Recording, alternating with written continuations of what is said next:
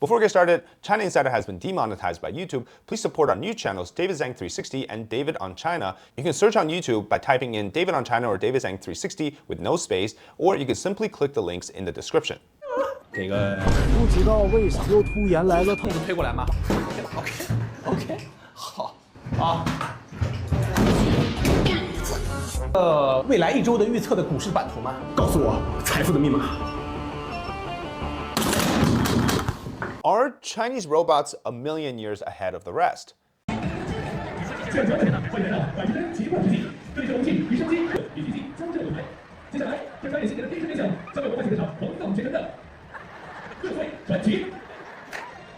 So ahead that maybe the next year's New Year greeting wouldn't be from Xi Jinping anymore, it would just be a unitary robot. Okay, dancing robot is being pushed as the next big thing by the CCP propaganda accounts like crazy. And so I had to bust out an episode to basically specifically talk about why this is essentially a lie, okay, just like a lot of the other things.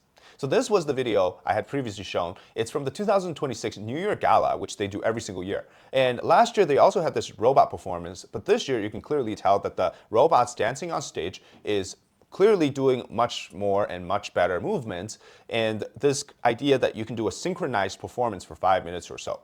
And people thought, wow, look, just in a year's time, Unitary and other robotics company in China have gone so much more in advanced technology for movements and whatnot. It's probably the most insane thing out there. Well, it turns out these robots aren't doing something so impressive. Okay, again, don't get me wrong, right? Robots dancing, it's pretty cool to look at, but it doesn't indicate a technological leap. Or this advancement that's being painted by these propaganda accounts as such.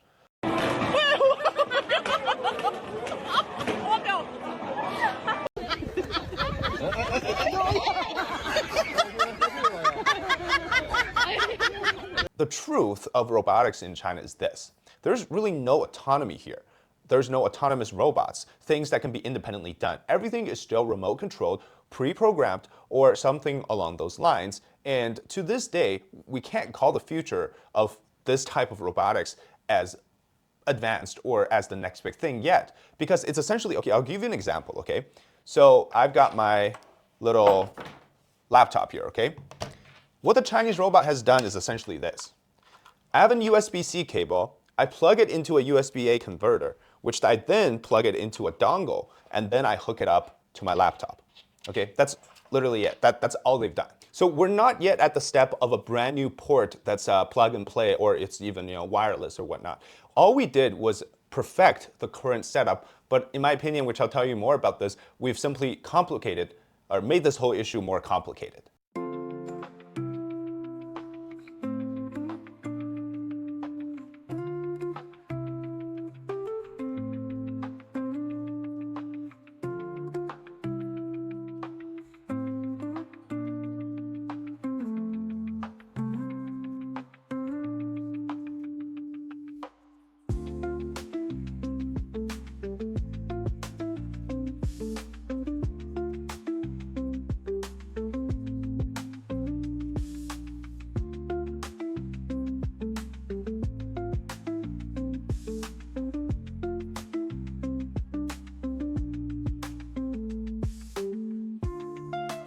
So let me first explain the logic behind these robots dancing.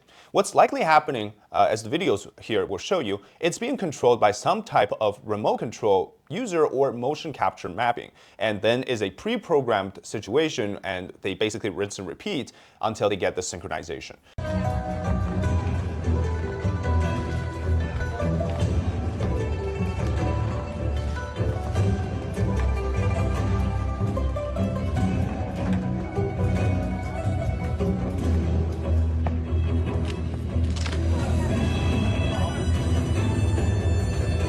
And so by repeatedly practicing mapping out the movement using data and stored information through these trial runs, they could actually calculate this short program that would look perfectly on TV for those 5 minutes.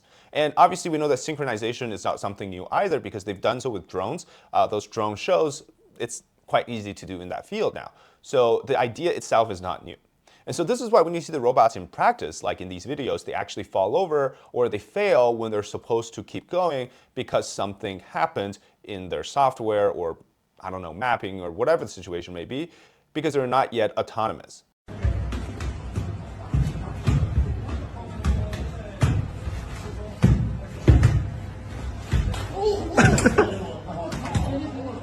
So the truth is, the current Chinese robots are just pre-computed mechanical shells.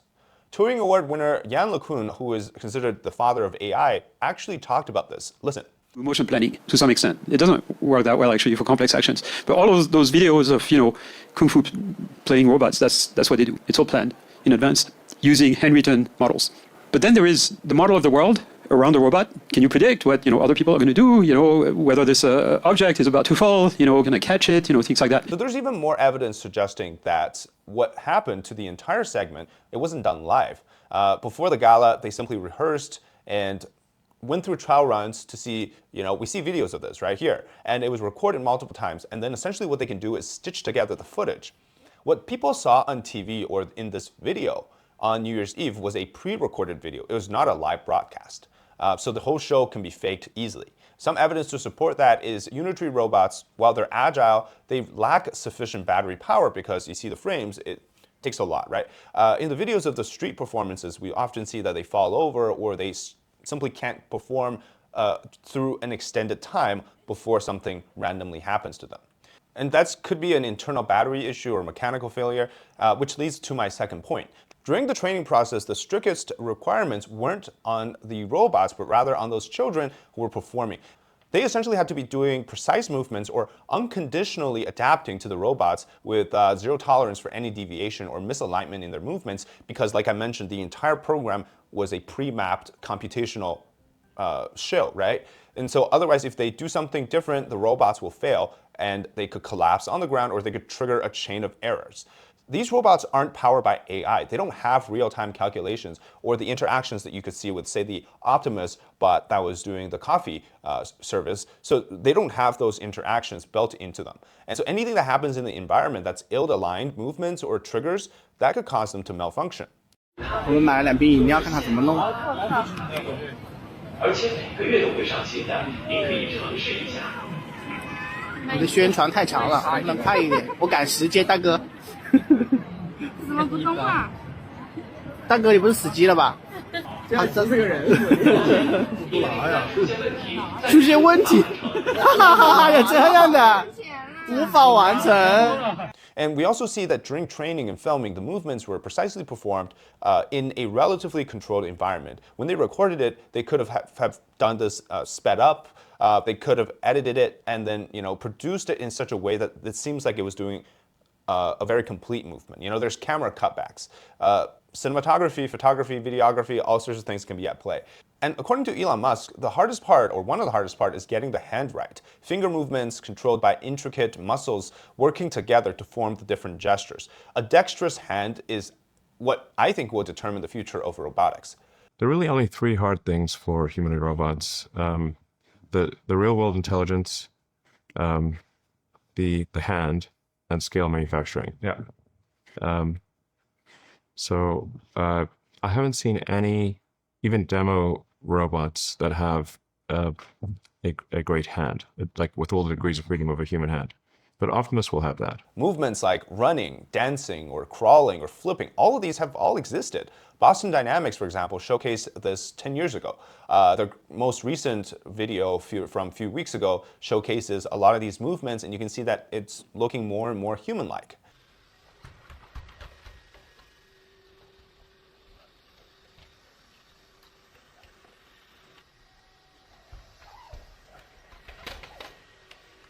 There's also fake videos which were generated by AI showing the unitary robots essentially acting as an assault squadron in the military. That's a fake AI video. It doesn't do that. What China did, again, was simply make the motion smoother.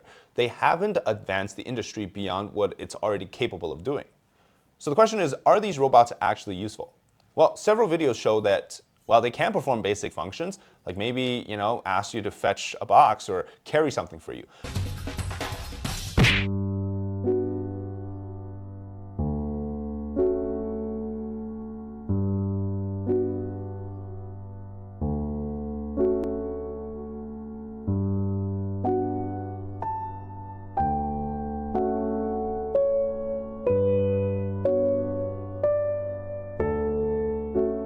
But the more complex ones, where it requires certain levels of thinking on top or multitasking, responding to inputs from the user themselves, they're much tougher to do. Cook a meal. No, no, no, no, no, no, no, no, no, no. That's a waste. That's a waste. There's waste here. Stop. Settle down. So if you can cook me the meal, I'm gonna go on in here and play Fortnite. Okay? See ya.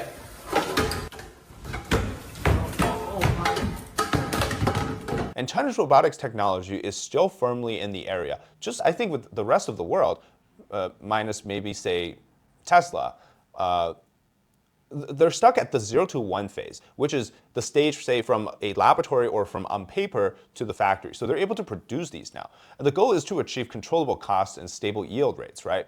Not necessarily how these robots are going to continue to perform at an advanced level. And China isn't necessarily worried about the final product because they're more worried at the current stage about being seen as being ahead on paper.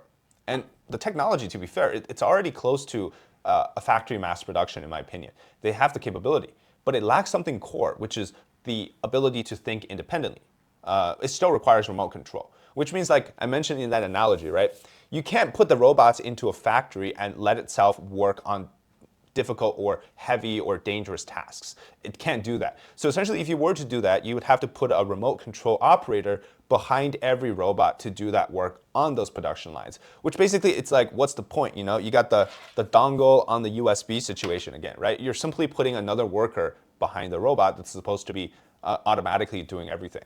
And so it just shows you that, like, without the autonomy, for them to truly operate in a real world scenario, you have to have the capability to make decisions, which it currently doesn't have. And a more valid comparison is Tesla cars versus unitary robots. Which one would you consider to be more autonomous or more like a robot-like situation, right? Okay, so with the unitary robots, it clearly looks like something like a human figure. A Tesla car is just simply a car. But when you consider the fact that Tesla has the FSD, which is able to make decisions based on real-world inputs and data that it's able to obtain while it's driving, you get something like, you know, self-driving cars or full self-driving autonomous cars. Whereas in the unitary situation, it looks like a person, but it does not have the core integral part that allows it to make decision on its own. So the simple answer is we're not there yet, and we're being lied to that China is somehow there already. Thank you so much for watching this episode. Hope you enjoy the content. And if you are watching on China Insider, please go and subscribe to our new channels, David on China and David Zhang 360. China Insider has been demonetized, and we would greatly appreciate you to support our new channels as we continue to post new content there. Thanks again for watching. We'll see you next time.